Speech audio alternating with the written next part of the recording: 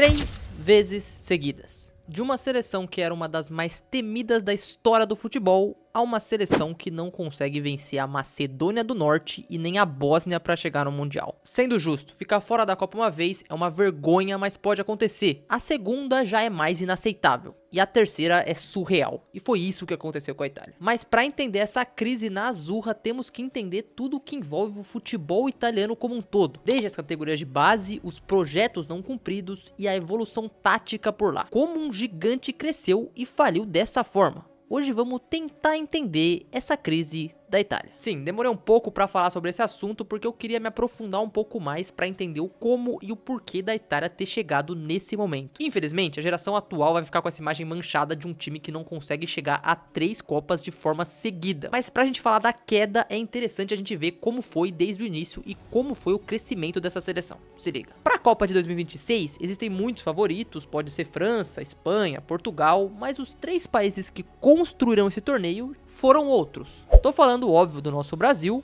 da gigante Alemanha e, claro, da Itália. Voltando bem lá no passado, os italianos praticamente começam a se consolidar desde que a Copa surgiu. Com um time físico, tático, logo das 3 primeiras Copas já papou 2, a de 1934 e a de 1938, tendo como grande destaque Giuseppe Meazza. E ali a identidade foi criada desde a mentalidade e a partir daqui praticamente todas as Copas que a Itália chegava, ela seria uma das favoritas. Teve um período mais de baixa depois da guerra, fica fora da Copa de 58 que o Brasil ganhou, mas já nos anos 60 volta a ser a forte Itália que a gente conhece. Muito pelas evoluções táticas da época, surgiu o Catenaccio, que deu à Itália novamente um aspecto de um time chato de se jogar contra, sendo muito interessante na ocupação de espaço, no aspecto defensivo, e vencendo a Euro em 1968, chegando para a disputa do Tri em 1970, que perdeu para o Brasil do Pelé, então não tem como criticar os caras. Vamos seguir nessa timeline, que sim, existem altos e baixos, mas a identidade meio que se mantém. Avançando para a Copa de 82, a Itália chegava como um time bem mais ou menos, o goleiro Dinosoff, por exemplo, era um líder, mas já tinha 40 anos, e chegava na Copa após um escândalo chamado de Totonero. E além disso, existiam muitas dúvidas sobre o atacante daquele time, o Paolo Rossi. A Itália mesmo assim mostra o peso de sua camisa, vence aquela Copa frustrando o Brasil em uma de suas melhores gerações, se tornando a segunda seleção do mundo a ter um tricampeonato mundial. Todo mundo respeitava a Itália. E na história da seleção a gente vai ver que esses escândalos são até comuns, só que uma coisa que nunca mudou, como eu falei, foi a identidade. Já era uma seleção gigante, já tinha ganhado 3 Copas, mas o grande auge, o grande momento do futebol italiano vem depois de 82, mais ou menos ali no começo de 90 e 2000. Nessa faixa de tempo tivemos a grande fase, não só da seleção nacional, que chegou na final da Copa de 94, por exemplo, mas também do futebol italiano. Tinha craques como Zidane e Ronaldo, e na Itália o campeonato que mais chamava a atenção do mundo, com clubes dominantes desde Juventus, Milan, Inter e Roma, até clubes como a Lazio, a Fiorentina, o Parma, o Napoli, vários times fortes que sempre tinham bons jogadores. Futebol naquela época permitia isso. Só nota que os estrangeiros que a liga atraía eram sempre o da melhor qualidade, mas vamos falar da geração italiana porque isso aqui é muito bom. Primeiro, focando nos anos 90, é impossível não falar de Roberto Baggio. O cara fez a boa pro nosso Brasil na Copa, mas pra muitos foi o jogador mais talentoso que a Itália já produziu, sendo que depois dele vieram vários, tá? Teve Totti, Del Piero, o Pirlo, que também é genial, e defensivamente vários exemplos. A combinação disso tudo, ou o momento que mais esses jogadores se interligaram, foi na Copa de 2006, e esse time era um esculacho. Comandados por Marcelo Lippi, aquele time tinha Cannavaro, que seria eleito o melhor do mundo sendo zagueiro, mas tinha Buffon, tinha um próprio Pirlo, um Gattuso de muita entrega, ofensivamente Totti, Del Piero, Luca Toni, Inzaghi, Gilardino. Era um time totalmente equilibrado, mas aqueles jogadores viviam um momento meio estranho no campeonato italiano em cada um de seus clubes. A liga em si não tinha mudado seu status, ainda era a mais forte do mundo, mas aqui acontece o calciopoli. Óbvio que isso impacta a marca de um campeonato, uma máfia envolvida como essa. A Juventus foi rebaixada, tiveram títulos sendo retirados, mas a vitória da Copa meio que mascarou esses problemas estruturais já existentes. O time era tão bom que algumas dessas estrelas estavam no banco e o aspecto defensivo, a tática muito forte, ainda era um espelho. Chegou numa final contra a França do Zidane e venceu seu tetra. Das 18 edições, a Itália tinha vencido 4 e ficado em segundo em outras 2. Ou seja, em 1/3 das Copas, entre os 2 maiores protagonistas, estava a Itália, e em gerações diferentes. Por isso que é tão chocante tudo o que a gente vê hoje. Mas antes de falar mais sobre os problemas, vamos contar o arco de como isso tudo aconteceu, começando pela Copa de 2010. Era a atual campeã, mas a troca de geração foi praticamente praticamente nula. A maior parte das novidades daquele elenco eram defensivas, une isso ao fato de pilares como Pirlo e Buffon tendo problemas, a forte Itália teria um vexame na fase de grupo. E não é que caiu para grandes times também, olha a chave dos caras. Comandados por Marcelo Lippi, essa era a escalação e a participação começa contra o Paraguai, onde a Itália só empatou na estreia. Nova Zelândia, outro empate e derrota para Eslováquia. Contra 3 seleções fracas, a Itália somou 1 ponto e foi eliminada da Copa em último lugar do grupo. O sinal que isso passava para a federação podia parecer simples. A geração anterior já não conduzia mais sozinha, a nova estava muito abaixo e o movimento que foi adotado pela federação foi a contratação de um ídolo. Roberto Baggio assumiu uma função dentro da federação italiana, focando no desenvolvimento do talento. E eu vou falar das eliminações, dos momentos ruins, mas já aqui dá para entender por que eles aconteceram.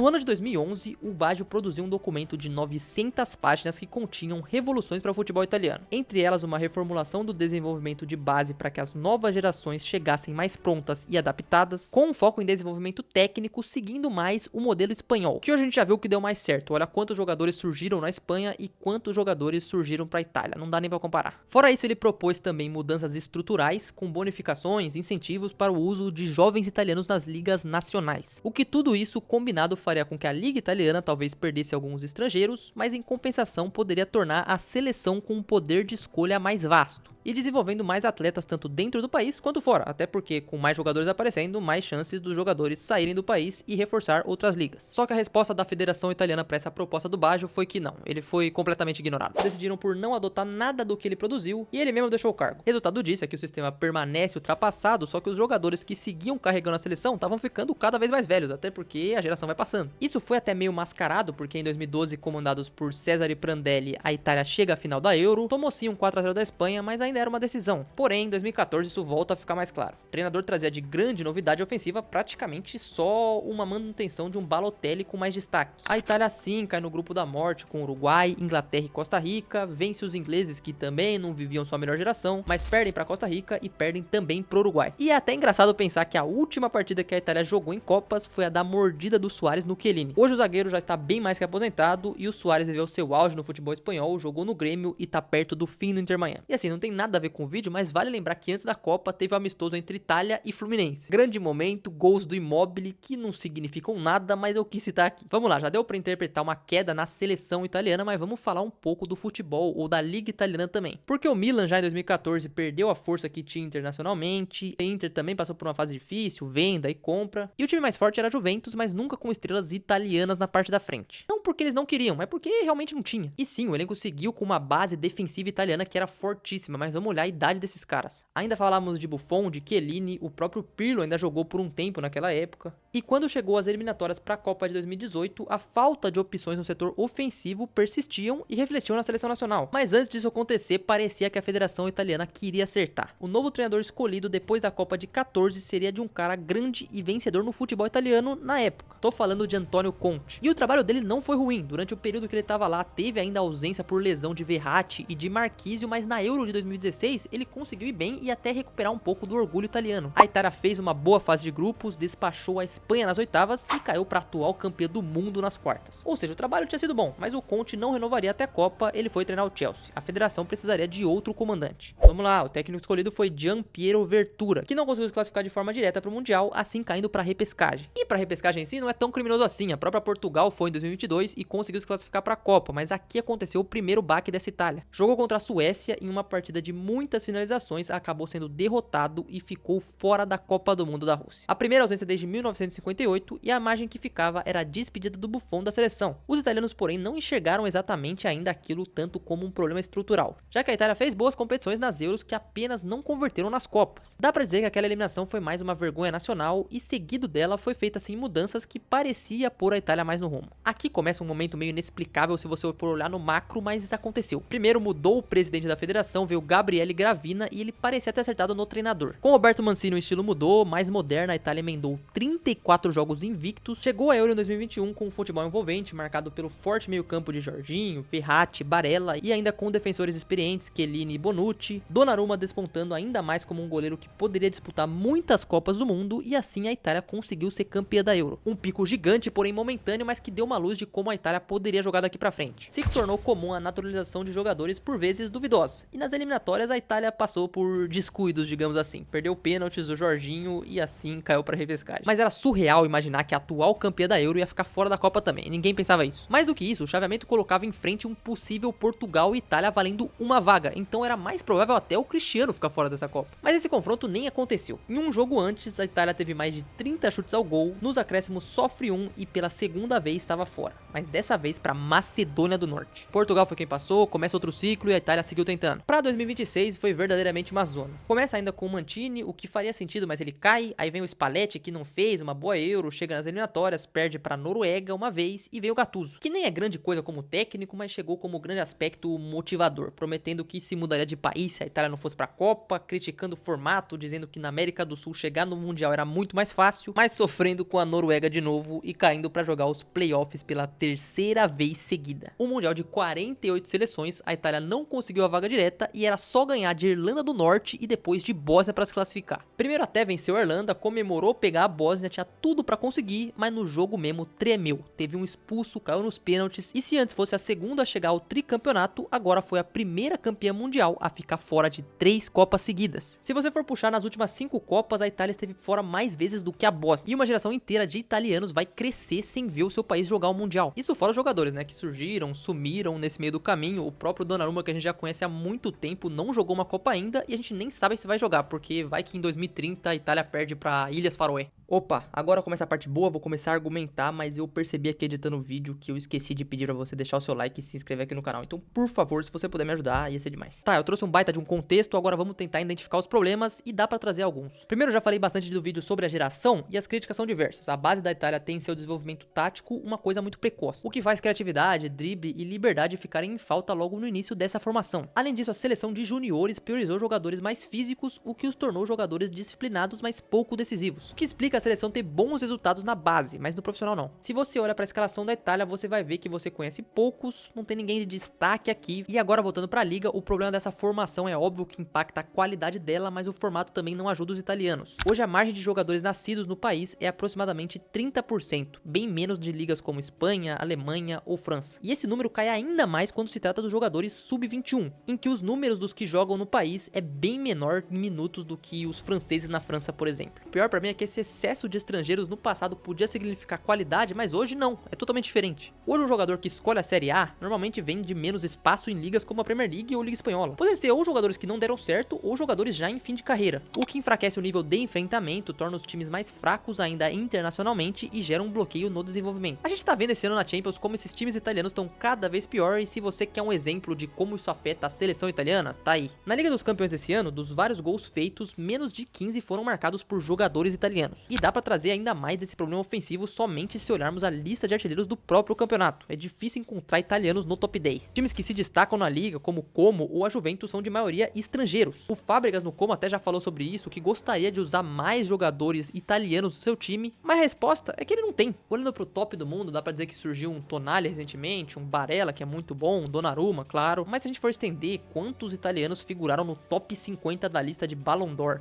É muito pouco para uma seleção desse tamanho. Em outras ligas tem pouquíssimos jogadores de destaque, até outro dia o El Shaarawy estava sendo convocado, então dá pra ver que não é azar. A geração da Itália não é que parou de funcionar, ela parou de funcionar faz muito tempo. E eu já falei de muita coisa aqui, mas vamos para outro setor importante, que é a parte do dinheiro, do atrativo. A Série A perdeu força porque das 5 ligas europeias foi a única que apresentou queda em receita. Internacionalmente não tem como comparar, a Premier League vende mais, gera mais e paga mais. Hoje é bem provável um jogador preferir o meio de tabela na Inglaterra do que brigar pelo top 4 da Itália, sei lá. Infraestrutura, outro ponto, entre 2007 e 2024 a Itália construiu ou reformou a números menores que a metade de países como Alemanha, França e Inglaterra. Pronto, acho que já dá pra tentar concluir algumas coisas dessas informações que eu trouxe. O problema maior da seleção inicia em si na falta de volume de jogadores surgindo para lá dos últimos 20 anos, vai. A cultura dos clubes italianos preferiu a experiência e os resultados, evitando os jovens e o desenvolvimento. Isso impacta na identidade do país, que antes tinha uma clareza boa da parte tática, mas hoje já não é dominante tanto fisicamente. ofensivamente, não é dominante defensivamente. E pra mim o pior de tudo é que agora todos esses jogadores carregam o peso de ter 3 Copas perdidas no currículo. Nenhum jogador que participa da seleção nacional participou de uma Copa do Mundo na carreira. Não tem ninguém grande ou respeitado o suficiente com a camisa da Azurra que tá vestindo ela. E rapaziada, é óbvio que não dá pra trazer todos os detalhes, tem muitas coisas que eu não falei aqui, mas o que eu quero deixar de principal é que o sistema parou de produzir. Por onde andam o novo Totti, onde andam os grandes atacantes italianos? Defensivamente ainda tem o Bastoni, dá pra falar do meio campo do Barella, do gol do Aruma, mas você olhar esse elenco aqui, onde jogam e se jogam, é uma questão bem interessante. Se for comparar com a evolução do futebol português, do francês, do espanhol, a Itália parece que parou no tempo. E eu demorei pra citar eles, mas é óbvio que o mais culpado de tudo isso acaba sendo quem tá lá em cima, a federação. Desde não escutar os próprios ídolos que tentaram trazer soluções, as mudanças de treinadores que por vezes não foram as melhores e principalmente a falta de investimento no produto. O presidente da UEFA chegou a dizer recentemente que a Itália pode não sediar a Euro de 2032 se as estruturas não melhorarem. E se antes os italianos representavam a organização do bom futebol, o melhor lugar para se jogar, um país que sempre era temido, agora se tornou uma chacota mundial, caindo para seleções de expressões ridículas e sem força para se levantar, até porque nesse momento vai tirar de onde? Gabriele Gravina se renunciou do cargo de presidente da federação após essa terceira queda, o Buffon, que tinha um cargo, também saiu, e agora, se ainda existe alguma esperança, a reformulação precisará ser total. A saída que existe é óbvio que eu não sei, o vídeo foi mais sobre nós tentando entender a crise na Itália.